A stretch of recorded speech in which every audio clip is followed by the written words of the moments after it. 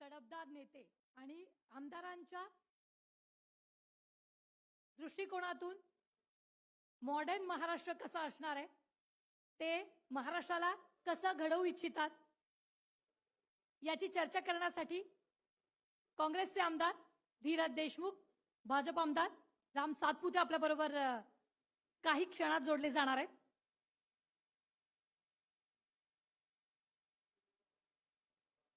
काही वेळातच राहुल प्रश्न उत्तरांचं सत्र जे ते घेणार आहे. धीरज सर, राम सर व्यासपीठावर. राहुल.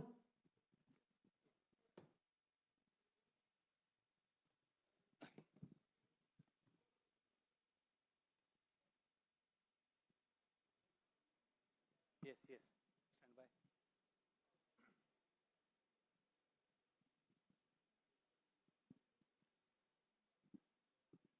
नमस्कार. न्यूज स्टेट महाराष्ट्र संकल्प महाराष्ट्राच्या पुढच्या सत्रात आपल्या सगळ्यांचं स्वागत. खरं तर राज्यात पहिल्यांदाच युवा आमदारांची संख्या जर पाहिली, पहिल्याच फळीतल्या अनेक आमदारांनी यावेळी विधानसभेच्या सभागृहात प्रवेश केला. अनेक तरुण चेहरे खूप वेगळ्या पद्धतीने एक चांगलं आणि विकासाचं राजकारण करताना राज्यात पाहायला मिळत आहेत. याच संदर्भातले दोन महत्वाचे चेहरे अर्थात धीरज देशमुख लातूर ग्रामीण आणि राम सातपुते जे की भाजपचे आमदार आहेत. मात्र राम सातपुते यांच्याबद्दल एक सांगायचं झालं तर अतिशय चळवळीच्या काळातनं मी आवर्जून सांगेल की आम्ही देखील सोबत पुण्यामध्ये असतील किंवा संपूर्ण राज्यभरात अनेक ठिकाणी एकत्र काम केलंय. धीरज देशमुख हे देखील सुरुवातीला युवक काँग्रेस असेल आणि ह्या सगळ्या गोष्टींमधून आता इथं पहिल्यांदा आमदार झालेले आहेत.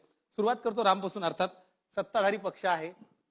अगदी 6 महिन्यापूर्वी सरकार जरी आलं असलं तरी मागचा अनेक वर्ष काळ हा संघर्षाचा राहिलाय, खास करून भाजपचा.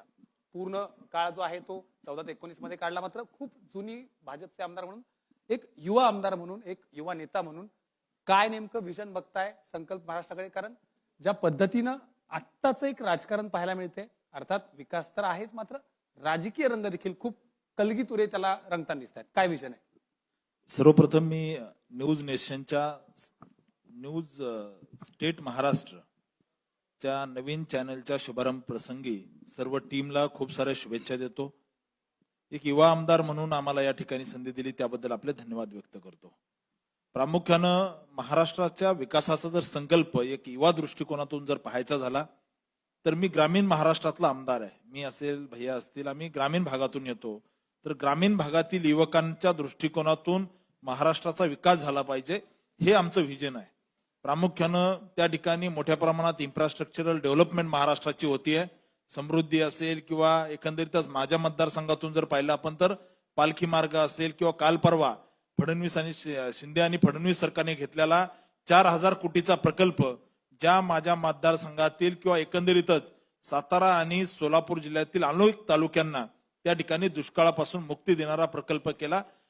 आजच्या काळामध्ये युवकांचं जे विस्थापन होतंय खेड्याकडून शहराकडे, ते एकंदरीतच रोजगाराच्या शोधामध्ये प्रामुख्यानं शहराकडे येतात.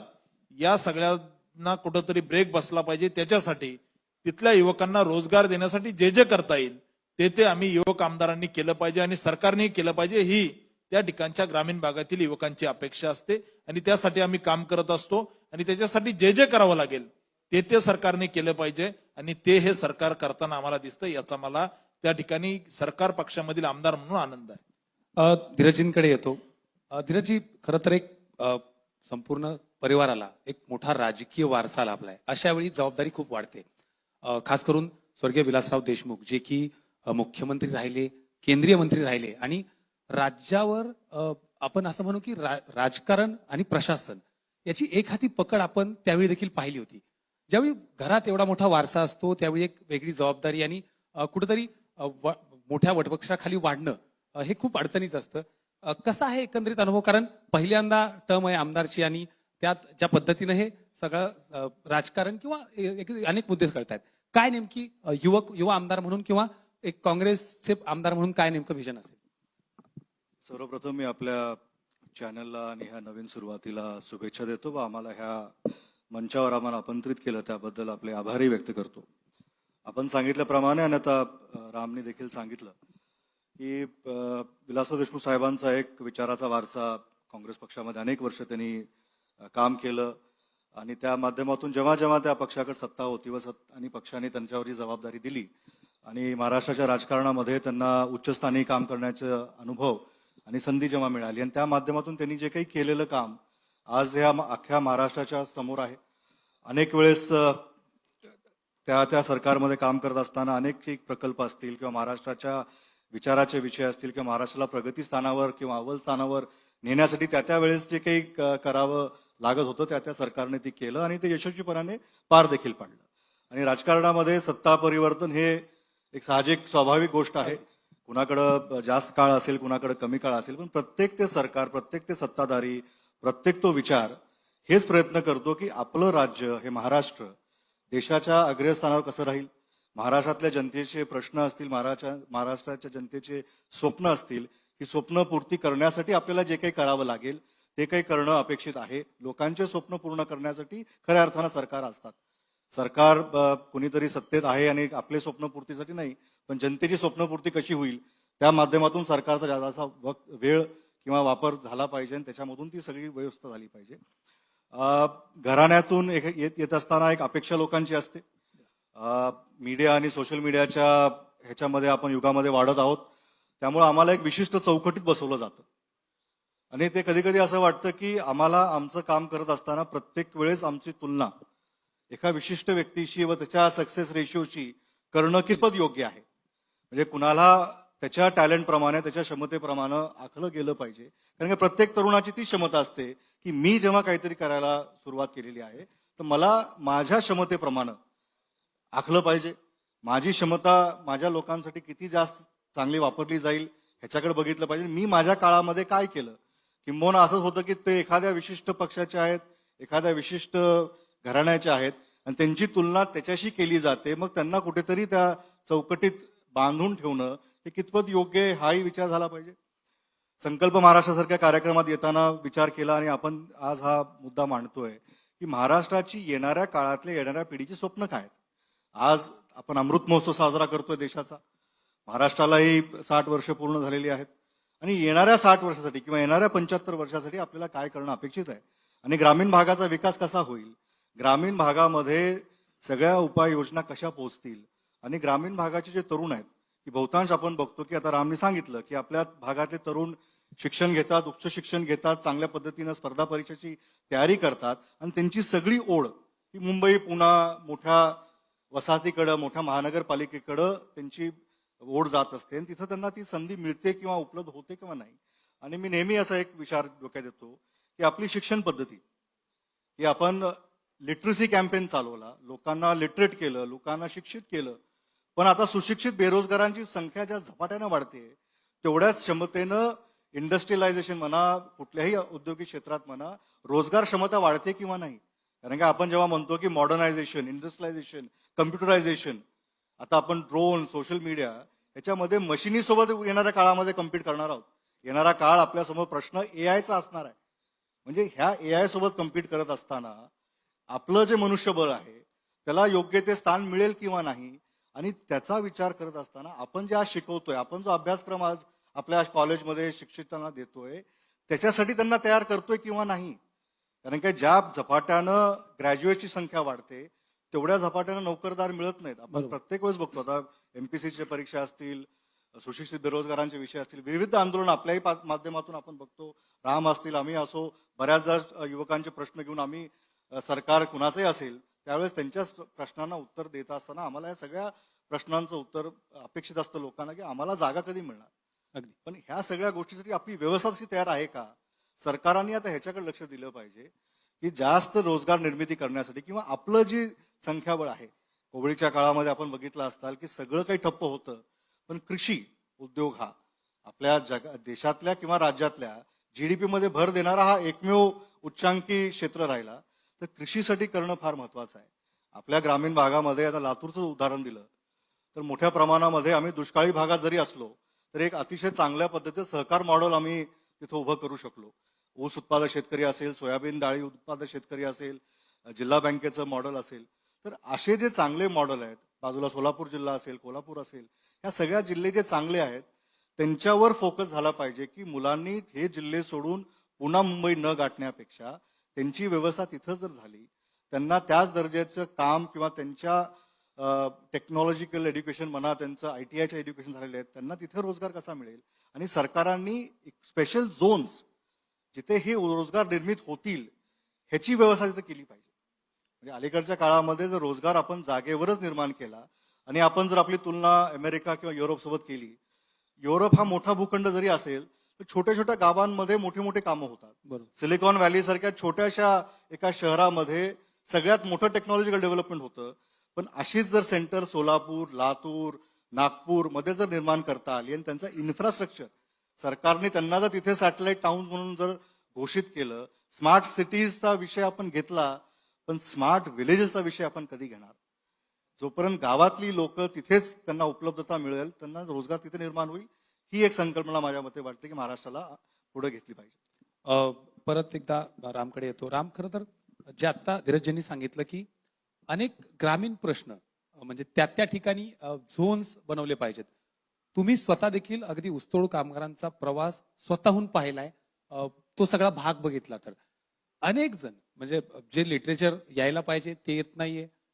तरुणांचे प्रश्न मांडण्यासाठी अनेक तरुण आमदार असताना देखील नेमकं आपण कुठं कमी पडतोय? काय वाटतं वैयक्तिक? अजून काय करायला हवं? अजून ताकदीनं काय करायला हवं? मग ते MPSCचे मुद्दे असतील, शिष्यवृत्तीचे मुद्दे असतील, शिक्षणाबद्दलचे मुद्दे असतील, रोजगाराबद्दलचे मुद्दे असतील. एक तरुण आमदार म्हणून अजून काय करायला हवं, या दृष्टीनं कसं पुढे काम असणार आहे? सगळ्यात महत्वाची गोष्ट आहे की आपण जर पाहिलं, आता भैयांनी सांगितलं की एका छोट्या शहरामध्ये विदेशात जर पाहिलं तर कुठंतरी जगातील सगळ्यात चांगली टेक्नॉलॉजीचे टेक्निकल हब उभे राहतात. आपण जर पाहिलं तर महाराष्ट्रामध्ये दुर्दैवाने आणि एकंदरीत देशामध्येच पूर्वीपासूनच जी पॉलिसी चालत आली आहे की एखाद्या ठिकाणी जर MIDC करायची, एखाद्या ठिकाणीच IT पार्क, पुणे म्हणजे पुणेच, पण कधीतरी आमच्या सोलापूरमध्ये एखादा IT पार्क सुरू झाला पाहिजे. त्याच्यासाठी लागणारे जे बेसिक्स गरजा ज्या आहेत ते सरकारने कशा पद्धतीने उपलब्ध करू देऊ शकतं. लातूर सारख्या शहरामध्ये किंवा ग्रामीण भागामध्ये जिथं करून तो त्याच्या घरापासून अगदी त्या ठिकाणी रोज अपडाऊन करू शकतो, अशा ठिकाणी उद्योग कसे उभे राहतील. उद्योगाचं विकेंद्रीकरण ते सर्व क्षेत्रामध्ये म्हणजे इन्फ्रास्ट्रक्चर असेल, IT असेल किंवा एकंदरीतच उद्योग असतील, या सगळ्यामध्ये उद्योगाचं विकेंद्रीकरण कशा पद्धतीने करू शकतो याच्यावरती आपण विचार करण्याची गरज आहे. शेतीवर आधारित असणारे उद्योगधंदे जे आहेत त्याला कशा पद्धतीने प्रोत्साहन देऊ शकतो, जेणेकरून ग्रामीण भागातील युवक जो मोठ्या प्रमाणात विस्थापित होतोय, म्हणजे नंदुरबारच्या तळोदा, शहादा, धडगाव पासूनचा युवक जर मुंबईमध्ये जर येत असेल तर त्या ठिकाणी असणाऱ्या त्याच्या कुटुंबाची अवस्था काय होत असेल. आमच्या माळशिरस तालुक्यातला एखादा युवक त्या ठिकाणी शिक्षण घेतल्यानंतर शहराकडे येऊन स्वतःचा उद्योग सुरू करण्यासाठी किंवा जॉब करण्यासाठी जर येत असेल तर त्याने त्या ठिकाणी असणारा जो त्याचा ग्रामीण भाग आहे तो विकसित होणारच नाहीये. कारण त्या ठिकाणी मोठ्या प्रमाणामध्ये विस्थापन जेव्हा होतं त्यावेळेस खेडे हे ओसाड पडू लागतात आणि याची अनेक उदाहरणं महाराष्ट्रामध्ये आहेत. त्यामुळे प्रामुख्यानं जो विकासाचा बॅकलॉग जो आहे तो शहरामध्ये भरून काढण्याचा विचार करतोय आपण. त्या ठिकाणी मेट्रो सिटीज उभा होत आहेत, परंतु ग्रामीण भागातील युवकांना त्याच ठिकाणी रोजगार भेटला पाहिजे. त्यांचे असणारे रोजगार, तिथल्या असणाऱ्या उद्योगावर आधारित त्यांचे उद्योगधंदे तिथल्या युवकांचे उभे राहिले पाहिजे. याच्यासाठी प्रयत्न करण्याची गरज आहे आणि तो येणारा जो आपलं व्हिजन आहे ते आपण सगळ्यांनी मिळून जर आखलं तर निश्चित ग्रामीण भागाचा विकास होईल आणि मला आशा आहे या सरकारमध्ये निश्चित ग्रामीण भागाचा विकास निश्चित होईल. अर्थातच हा राजकीय संवाद न ठेवता मला फक्त हा तरुणांच्या व्हिजनचा संवाद ठेवायचा आहे. परत एकदा धीरजजी तुमच्याकडे येतो. अर्थात ज्या पद्धतीनं मी देखील आपल्याच भागातनं येतो, उस्मानाबाद, लातूर हा दुष्काळी भाग म्हणून ओळखला जातो. मायग्रेशन जे होतंय आजही आपल्या भागातनं थांबलेलं नाहीये. मग ते राम सातपुतेंचा मतदारसंघ असेल, तुमचा असेल, माझा असेल, हे मायग्रेशन कुठेही थांबलेलं नाहीये. लातूर, बीड, उस्मानाबाद ह्या भागात अनेक लोक पुणे, मुंबई या ठिकाणी येतात.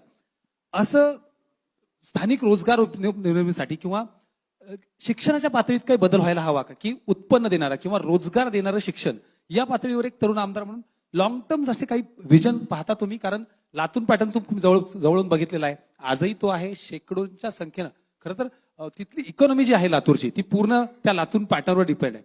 येत्या काळात कसं बघताय? पॅटर्न सुधारला नाही पण पुढे तसा रोजगार निर्मिती स्थानिकवर होत नाहीये. याच्यामध्ये प्रामुख्यानं मी म्हणल्यासारखं की जे कोणी सरकार असेल, जोपर्यंत सरकारी किंवा पॉलिटिकल विल कुठल्याही गोष्टीला पाठबळ देत नाही आणि जिथं जिथं आपण कुठल्याही राज्यामध्ये, कोणत्याही देशामध्ये जे राज्य विकसित झाले तर आपण त्याच्या मागचं एक जर बघितला धागा जो कॉमन आहे की त्या वेळेसचे तिथले जे राज्यकर्ते होते आणि त्यांचं जे पॉलिटिकल विल आणि विजन होतं की हे आपल्याला करायचं, हे त्यांनी जेव्हा अंगवळणी आणलं आणि त्याच्या माध्यमातून ज्या पॉलिसीज त्यांनी घेतल्या आणि त्या पॉलिसीज राबवल्या गेल्या. लातूर पॅटर्नमध्येही त्या स्थानिक पॉलिटिकल विलचा थोडाफार सहभाग आहे आणि लातूरकरांची एक वैशिष्ट्य आहे की तिथल्या लोकांनी ते सगळं चांगल्या पद्धतीनं रुजवलं आणि किंबहुना आपला एक ठसा देश पातळीवर तो निर्माण केला. आणि आपण जो मायग्रेशनचा विषय म्हणतो, तुम्ही पूर्वी म्हणलं की जर आपल्याला हे मायग्रेशन थांबवायचं असेल तर शहरांचं जे आकर्षण आहे, कोणते मायग्रेशन कुठे होतं की तिथे आपल्याला आकर्षित करण्यासाठी जी आपल्याला आपली स्वप्न तिथं पूर्ण होतील, जेव्हा त्या तरुणाला तसं वाटतं तेव्हाच तो तिकडे स्वप्नपूर्तीसाठी जातो. पण बहुतांश तरुणांच्या अंगवळणी ती निराशा येते की आपले स्वप्न पूर्ण झाले नाहीत, तो निराश झाला, त्या अपेक्षेनं तिथं गेला. मुंबईत जरी आला, ठाण्याला जरी आला, कल्याण, डोंबिवली ही सगळा परिसर वाढलेला आहे, पण इथं आता ती संख्याबळ किंवा क्षमता उरली नाही की हे अजून जो ओसांड आपल्या महाराष्ट्रातून येतो त्याला तो समाविष्ट करू शकेल. आणि येणाऱ्या काळामध्ये ही व्यवस्था जर बदलायची असेल तर महाराष्ट्राने आता rural is the new urban ह्या दृष्टिकोनानेच बघितलं पाहिजे की आज कोविडमध्ये, लॉकडाऊनमध्ये आपण हे बघितलं की वर्क फ्रॉम होम देखील होऊ शकतं. आपण आपापल्या गावी राहून जगाच्या पाठीवर जिथं कुठं आपलं काम असेल ते कामही करू शकतो. टेक्नॉलॉजिकल पेनिट्रेशन आपल्या देशामध्ये डिजिटल माध्यमातून एवढी झालेली आहे की कुठल्याही गावाच्या तांड्यावर बसून देखील आज जगाच्या पाठीवर मी कोणताही व्यवसाय करू शकतो. सोशल मीडियाच्या माध्यमातून असेल, ऑनलाईन माध्यमातून असेल, टेक्नॉलॉजिकल अपग्रेड्स असेल. आता आमच्या लातूरमध्ये काही डॉक्टर्स असे प्रयत्न करतायत की रोबोटिक्सवर सर्जरी लातूरमध्ये होईल आणि त्यांचे मित्र परिवार जे लातूरचे अमेरिकेत आहेत ते इथे यायची गरज नाही. आता रोबोटिक्सनं ते लातूरच्या हॉस्पिटल्स काही डॉक्टर्स कनेक्ट करतायत. पण लातूरचे भूमिपुत्र हाही विचार करतायत की आपलं MBBS झालं तर आपण कुठेतरी मुंबई, पुण्यामध्ये क्लिनिक टाकण्यापेक्षा लातूरमध्ये हॉस्पिटल निर्माण करू आणि जगाच्या पाठीवर जे आपले मित्र परिवार आहेत त्यांच्याशी कनेक्ट करू. तर ही व्यवस्था आज ह्या सगळ्या माध्यमातून जेव्हा उभी राहू शकते तर प्रत्येक ती व्यवस्था त्या गावामध्ये उपलब्ध आहे. आपण कोविडमध्ये बघितलं की ऑनलाईन टेस्टिंग असतील, टेस्टिंग लॅब्स असतील, त्या झपाट्यानं आपण उभ्या करू शकलो, त्या झपाट्यानं आपल्या नागरिकांना आपण आधार देऊ शकलो. या सगळ्या गोष्टी का झाल्या की आपल्याकडे एक पर्याय नव्हता. म्हणजे एखाद्या प्रॉब्लेम मधून सोल्युशन शोधायचं असेल तर every adversity is an opportunity. त्याच्याकडे बघण्याचा दृष्टिकोन तसा असेल की ह्या संकटामध्ये देखील एक संधी आहे आणि महाराष्ट्रानं ती संधी त्या काळामध्ये उपलब्ध जी आली त्याच्यावर काम केलं आणि आपापल्या भागामध्ये लोकांना त्या सगळ्या महामारीपासून वाचवण्यासाठी मोठं काम झालं. आणि त्या माध्यमातून आपल्याला एक नवीन शिकवण मिळाली की कृषीप्रधान आपला देश आहे. आता लातूरचं उदाहरण घेतलं किंवा आता महाराष्ट्रामध्ये मोठ्या प्रमाणात साखर उद्योग रुजलेला आहे प्रत्येक जिल्ह्यामध्ये, सोलापूर असेल, लातूर असेल, कोल्हापूर, सातारा. पण आपण असा विचार करत नाही की महाराष्ट्र ह्या देशाचा एथनॉल कॅपिटल झाला पाहिजे, की मोठ्या प्रमाणात एथनॉलच्या माध्यमातून महाराष्ट्राला कर मिळू शकेल. आता एथनॉल डिस्ट्रीब्युशनमध्ये प्रॉब्लेम कसा आहे की एखाद्या कारखान्याने एथनॉल जर लातूरमध्ये निर्माण केला त्याला IOC किंवा ह्या ज्या मोठ्या कंपन्या त्यांच्या डेपोवर तो एथनॉल पोहोचवावा लागतो. त्याची मिक्सिंग त्या राज्यामध्ये ठरलेली आहे. म्हणजे देश आपला जेवढा मोठा आहे पण प्रत्येक राज्यामध्ये साखर उत्पादन होत नाही. जास्तीत जास्त 5 ते 6 राज्य असे आहेत जी विक्रमी पद्धतीनं उत्पादन करतात. तर आमचं असं मानस आहे की महाराष्ट्रामध्ये जेवढं पेट्रोल आहे त्याचं जास्तीत जास्त मिक्सिंग जर महाराष्ट्रामध्ये राहावं. आणि मला सरकारलाही आपल्या माध्यमातून ही सूचना करायची आहे किंवा विनंती करायची आहे की महाराष्ट्रामध्ये एथनॉल स्टोरेजचे डेपोज कमी आहेत.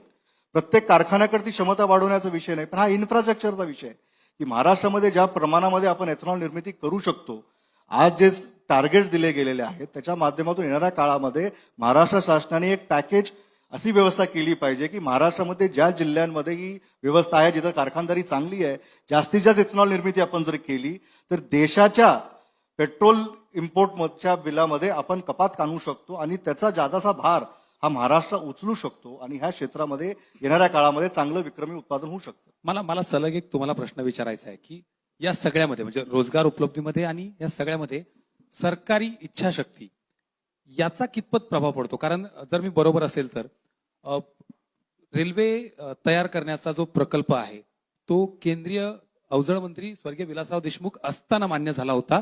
त्यावेळी तो आत्ता उभा राहतोय किंवा आता तो लवकरात लवकर सुरू होईल. जवळपास 12-13 वर्षाचा कालखंड आहे. 12-13 वर्षांचा कालखंडामध्ये एखादा प्रोजेक्ट येतो, त्याचे पैसे येतात, निधी येतात, मग कमी कुठं? केवळ राजकीय इच्छाशक्ती याला जबाबदार आहे? हे जे प्रकल्प सरकारच्या माध्यमातून होत असतात त्याच्यासाठी तर राज्य इच्छाशक्ती तर 100%च कारणीभूत असते.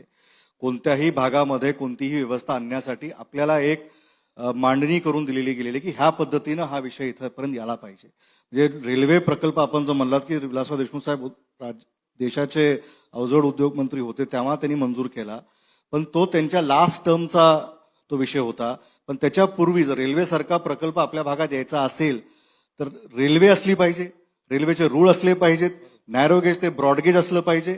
आणि हेच विषय आहे की ब्रॉडगेज रेल्वे लातूरला आल्यानंतर हा रेल्वेचा प्रकल्प जेव्हा लातूरला आला, किंबहुना तिथे जेव्हा जागेचं उपलब्धता झाली तर त्या राजकीय व्यवस्थेनं जेव्हा ते विजन ठेवलं की MIDC जागा असली पाहिजे, हा सरकारी जमिनीवर हा सरकारचा पैसा प्रकल्प जेव्हा MIDC मध्ये जागा उपलब्ध पाहिजे, म्हणजे ह्याचं नियोजन असतं की प्रत्येक राज्यकर्ता आपण असताना पुढच्या पिढींसाठी आपण काय केलंय ते आज आपल्याला दिसून येतं. आणि स्वर्गीय विलासराव देशमुख साहेबांचं लातूर किंवा महाराष्ट्राबद्दलचं एक विजन, त्यांना तो विचार तेव्हा आला होता की माझ्या नंतर देखील ही व्यवस्था पुढे कुठेतरी जाऊन जेव्हा जेव्हा जो कोणी तिथे असेल त्याला ते करण्यासाठी सोयीचं राहील. म्हणून लातूरमध्ये हे सगळे प्रकल्प आपण आज कार्यान्वित होताना बघतोय आणि लवकरात लवकर ते प्रकल्प उभे राहतील आणि त्याचं उद्घाटन होईल. किंबहुना माझ्या माहितीप्रमाणे ते टेंडर वगैरे चालू प्रक्रिया असेल. सध्या रामसाहेबांचा सत्कार असल्यामुळे ते लवकरात लवकर ते करतील अशी अपेक्षा आहे आणि त्याचा आनंद मला एवढाच आहे की तो माझ्या मतदारसंघात आहे. याचबद्दल रामला देखील की खास करून फडणवीस सरकार, आधीचं फडणवीस सरकार आणि आत्ताचं शिंदे फडणवीस सरकार हे इन्फ्रास्ट्रक्चर पासून ते अनेक गोष्टींवर खूप ताकदीनं काम करते. खास करून 14 ते 19 मध्ये जी कामं झाली, मग तो समृद्धीचा विषय असेल किंवा अनेक विषय असेल. आज राधेश्याम पवार यांनी देखील अनेक प्रोजेक्ट बद्दल सकाळी माहिती दिली. या सगळ्या पार्श्वभूमीवर कशा पद्धतीनं तुम्ही बघताय स्थानिक रोजगार निर्मिती असेल, याचबरोबर युवक म्हणून प्रत्येक गोष्ट, कारण रोजगार आला तर बाकी सगळ्या गोष्टी ओघानं येतातच. प्रामुख्यानं मागच्या 5 वर्षामध्ये फडणवीस साहेबांचं सरकार असताना महाराष्ट्राला अनेक व्हिजनरी प्रोजेक्ट त्यांनी त्या ठिकाणी त्याचं उद्घाटन केलं आणि मागच्या 2.5 वर्षामध्ये दुर्दैवानं जी स्थगितीचं सरकार आलं होतं त्यामुळे अनेक गोष्टींना त्या ठिकाणी स्थगिती मिळाली.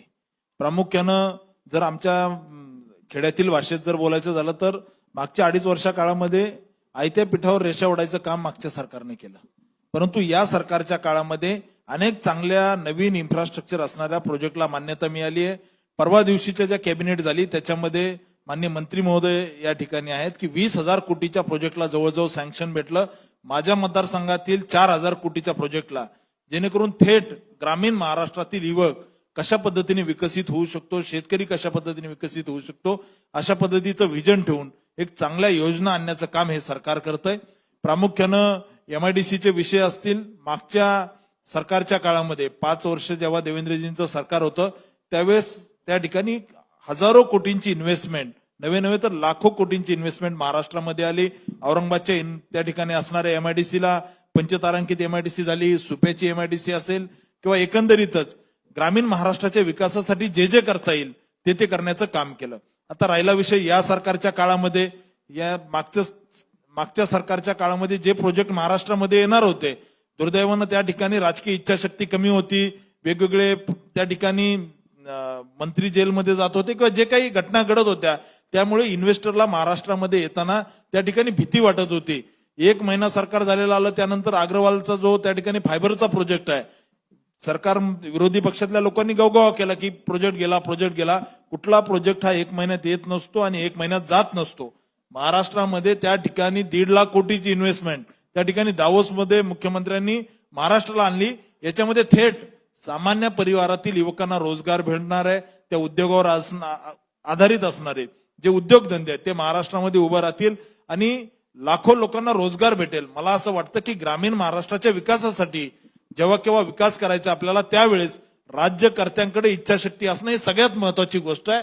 आणि मला ती प्रकर्षाने महाराष्ट्रातल्या शिंदे फडणवीस सरकारच्या काळामध्ये शिक्षण असेल, उद्योग असेल, महिला असेल किंवा विद्यार्थी असतील, या सगळ्या बाजूने महाराष्ट्राचा विकास होतोय. आणि निश्चित येत्या काळामध्ये महाराष्ट्रामध्ये जे सरकारचा कालावधी उरला त्या काळामध्ये आणि पुढे सुद्धा 5 वर्षामध्ये महाराष्ट्राचा निश्चित विकास होईल.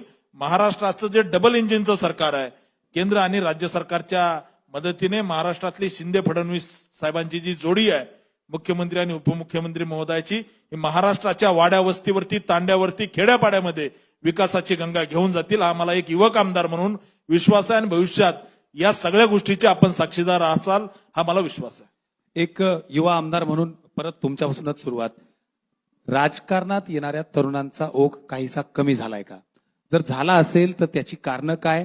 आणि एक युवा आमदार म्हणून जर एक करिअर म्हणून जर राजकारणाला बघायचं असेल तर काय सांगाल युवा पिढीला? कारण आत्ताच्या विधानसभेत जवळपास 70 पेक्षा जास्त आमदार हे पहिल्या फळीतनं आहेत, तरुण आमदार आहेत, विजनरी आहेत. पक्ष आणि इतर राजकारण किंवा एकमेकांवर कुरघोडी करण्याऐवजी विकासावर बोलतात. त्यामुळे कदाचित एकत्र घेऊन पुढे जायचं असेल तर काय सांगाल पुढच्या तरुणांना?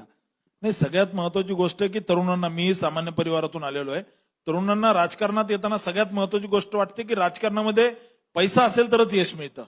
परंतु जर तुमच्याकडे कर्तृत्व आणि संघर्ष करण्याची जर तयारी असेल तर बाकी सगळ्या गोष्टीची ऍडजस्टमेंट होते.